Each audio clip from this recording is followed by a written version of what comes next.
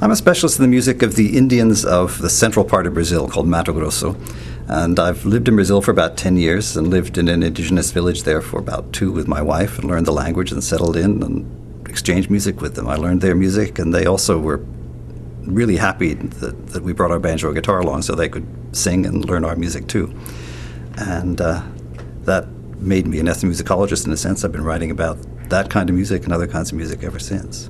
So the role of music is in that society is really quite important because it's one of the ways that society is constructed. Traditionally there were no clocks, there were no seasons, there were no directions, and music is what defines those. Music begins the rainy season, music ends the rainy season, even if it's still raining or starting to be dry. Those are the way time is done, and space is also clarified by where you make music, where you don't make music, is a way of creating society, and it's a way of creating relationships among people. You sing songs for certain people in ceremonies, and you don't sing for other people. And so through music, which is a particular concrete way of relating to people, they create a lot of aspects of their society. It's supposed to be daily activity. It doesn't always happen every day, but every morning is supposed to begin with song. In the men's house pre-dawn, let's say about the time the morning star rises, 4:30 or 5. It was tough doing field work there. I have to get up with them every morning and get out there and sing. And then they would usually be singing in the evening as well. And when they were building up to a major ceremony, and for weeks beforehand, they'd be singing every afternoon and every morning and every night. And sometimes some solo singer would go singing all night long, walking around and around and around and singing songs, solo songs, for the whole village and the whole society, in a sense, to hear. They use very few instruments of the kind that we think of. The major instrument was the voice, along with a rattle, and various kinds of rattles made from individual nuts or sometimes put inside a globule-shaped thing. But for the most part, it was a voice. What really mattered to them was voice, much more than anything else. They were uninterested in playing the banjo that I brought and playing the guitar that I hung on the wall for anybody to walk in and pick up, because what they really wanted to do was learn our songs. And so they could sing verse after verse of the ballad Pretty Polly about a man who murders his lover, without really knowing what it meant, but because they liked the particular melody that it was in, and they never picked up the banjo or asked me to show them how to play it. So music is different to different people. They think about it differently. They teach their children how to sing, and by making them sing from the time they're very little, expecting them to sing. And so children start participating in the major ceremonies as soon as they can walk, pretty much.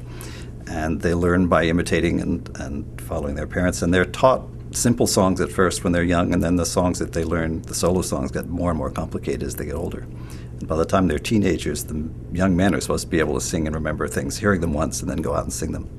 There are musical leaders. There are some people who have a special ability to hear animals or fish or natural species of some kind or another and learn their songs and then teach them. So their idea of composition is more like a radio. It's transmitted by nature and comes out of a human mouth, and people learn it. And those are often the specialists in ceremonies. They know all the songs that exist, and they also can introduce new songs that don't yet exist in repertory. It's a society where there are new songs for everybody every time there's a ceremony. It looks like it's been there forever, but in fact it's always changing. Techniques and the approach pretty much remain the same, even though they're adding new songs. And they've specifically not started to play Brazilian music, country music, forró and música sertaneja and things like that, because they see that as really different. Although they sing the songs of 8 other Indian groups, and they sing songs of anthropologists like me that have been there, and they draw the line at actually playing the instruments of other groups. Can you sing a song? Well, I could. Let's see. There's one about butterflies. In a certain season, the butterflies go flying in rivers just above the earth, and they're flying sort of in and out. And this is talking about the intermixing of the rivers of butterflies flying. It goes, ooh hoo ho ha ji he ah ooh hoo ho ha ji he ah ooh hoo ho ha ji he ah ooh hoo ah ji he yeah ooh ah hoo karanantiu no wakara nonke isuru nonke we dai mendam ramani mumbrane wakara nonke isura nonke we dai menda jamani mumra ahu hu ho haji he hu ho haji he hu ho haji he hu hui. That's a shortened version of a rather longer song, but they do it in a group, and it's neatly syncopated with the stamping of their feet on the earth. So it's a rather neat bit of rhythm and singing, and they sing that especially during the rainy season. That's a rainy season song. They don't separate dance from music. There's the same word for both. They don't say that there's dance and then there's music, and I think it's partly because every song has its own way of movement with it. And the movement is often creating the percussive sound that's central to the thing. The rattles may be tied to the leg, and so stamping on the ground will shake the rattle at the right moment. And yes, in South America and many other places in the world, music and dance aren't really separate. They're part of the same event, and they don't talk about them much apart from one or another.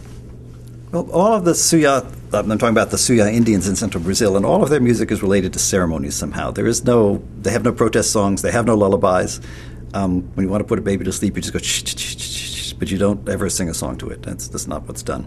So their use of music is very specific. It's about sacred things, it's about creating society and recreating relationships, and so their music is kind of formal, and they always paint themselves and dress themselves in a particular way before performing. I mean, if you're going to do a real performance, then you take off your daily clothes if you're wearing clothes, strip naked, put certain ornaments on, paint yourself red and black and whatever else, and then you dance. So a bit like people used to do for going to the opera or playing in the symphony, they would put on certain clothes in order to play that music, and that's true as well in many Brazilian Indian societies.